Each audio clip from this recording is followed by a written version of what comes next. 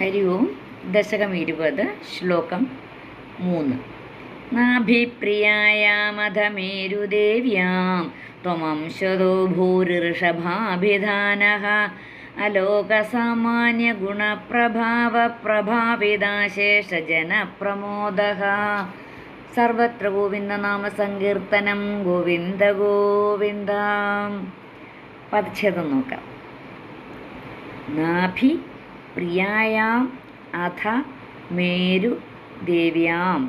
നാഭിപ്രിയായാമധ മേരുദേവ്യാം ത്വം അംശതഃ അഭൂഹു ഋഷഭ അഭിധാനഃ. ത്വം അംശതോ ഭൂരിഋഷഭാഭിധാനഃ. അലോക സാമാന്യ ഗുണ പ്രഭാവ പ്രഭാവിത അശേഷ ജന പ്രമോദഃ. അലോകസാമാന്യ ഗുണപ്രഭാവ പ്രഭാവിതാശേഷ ജനപ്രമോദഃ. ഇതിൽ ഗിരി പബ്ലിക്കേഷൻസിൻ്റെ ബുക്കിൽ രണ്ടാമത്തെ വരിയിൽ ത്വമംശതോ ഭൂത് ഋഷഭാഭിധാനഃ അങ്ങനെ പിരിച്ചു കൊടുത്തിരിക്കുകയാണ്. ഗുരുവായൂർ ദേവസ്വത്തിൻ്റെ പുസ്തകത്തിൽ ത്വം അംശതോ ഭൂരിഋഷഭാഭിധാനഃ എന്ന് ഒരുമിച്ച് കൊടുത്തിരിക്കുകയാണ്. അഭൂഹു എന്ന് പറഞ്ഞാലും ജനിച്ചു എന്നാണ് അർത്ഥം, അഭൂത് എന്ന് പറഞ്ഞാലും ജനിച്ചു എന്ന് തന്നെയാണ് അർത്ഥം. അർത്ഥം വെച്ച് നോക്കുമ്പോൾ രണ്ടും ശരി തന്നെയാണ്. നാഭിപ്രിയായാമധമേരുദേവ്യാം ത്വമംശതോ ഭൂരിഋഷഭാഭിധാനഃ അലോകസാമാന്യ ഗുണപ്രഭാവ പ്രഭാവിതാശേഷ ജനപ്രമോദഃ. സർവത്ര ഗോവിന്ദനാമ സങ്കീർത്തനം. ഗോവിന്ദ ഗോവിന്ദ. ശ്ലോകം 3 അന്വയവും അർത്ഥവും നോക്കാം. ശ്ലോകം 2 ഭഗവാൻ സ്വയം അവതരിക്കാമെന്ന് സമ്മതിച്ചിട്ടൊക്കെ പോയിരിക്കുകയാണ്. അപ്പം ഈ ശ്ലോകം 3 ഋഷഭ അവതാരം ആണ് പറയുന്നത്. അധ ത്വം നാഭിപ്രിയായാം മേരുദേവ്യാം.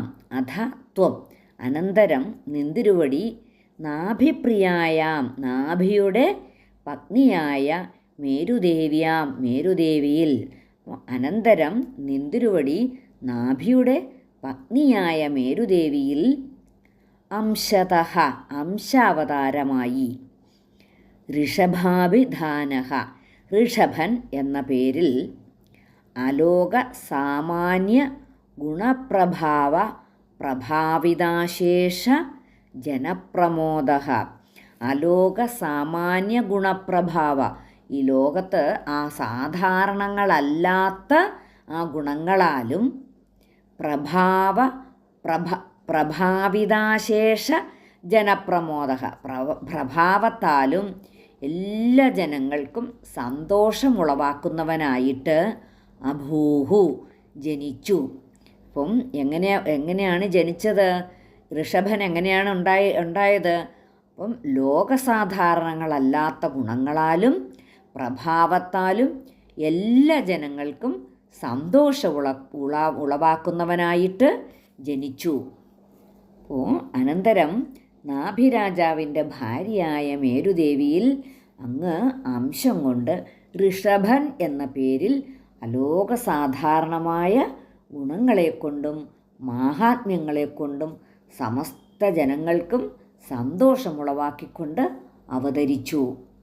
ഇവിടെ ഭഗവാൻ അവതരിച്ചതുകൊണ്ടാണ് ഈ ശ്ലോകത്തിൽ സർവത്ര ഗോവിന്ദനാമ സങ്കീർത്തനം പറയണമെന്ന് പറഞ്ഞിട്ടുള്ളത്. അത് ചൊല്ലണം.